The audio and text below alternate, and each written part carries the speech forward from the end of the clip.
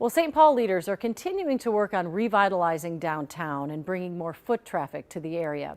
Raya Katene is there live with a closer look at their plan. Raya?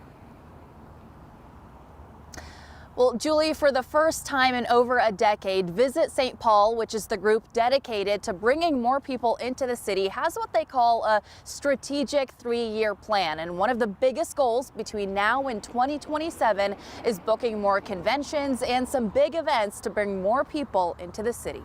It's been here in the playoffs, 3 goals. Across the Twin Cities, from basketball to soccer and hockey, Minnesota sports fans are buzzing. Of course, our Timberwolves on a magic run. Frost are running to repeat their championship. There's a lot of magic going on. Magic that St. Paul Mayor Melvin Carter wants in on. As Minnesota sports teams make a comeback, Carter is working on a comeback for his city. We had a lot of momentum pre-pandemic we were really excited about, and the pandemic kind of took the rug out from under us.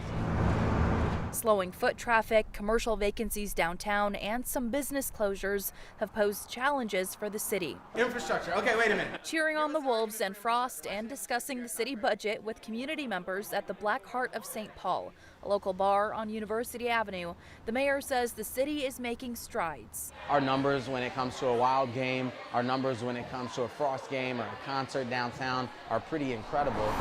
In the first quarter of the year, the city says the Xcel Energy Center welcomed 1 million visitors when it usually gets about 2 million throughout the entire year. We are seeing people come back. Jamie Lucky Hendrickson leads Visit St. Paul and says they're planning for a big summer, hoping to bring in more people with major festivals making a comeback and some new events lined up, from Jazz Fest to the Minnesota Yacht Club and St. Paul Pride. The list goes on and on.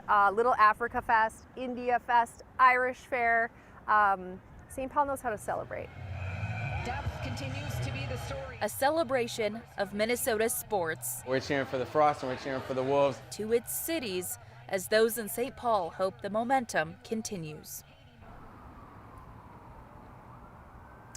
And of course, we've told you recently that the city is looking to completely renovate the Xcel Energy Center, which is a 25-year-old building. And that project is expected to cost more than $480 million. It is part of the city's long-term plan for revitalizing this area, Julie. It's hard to believe it's already 25 years old. A lot of work to be done in St. Paul. We hope they have some great success in the future. Thank you, Raya.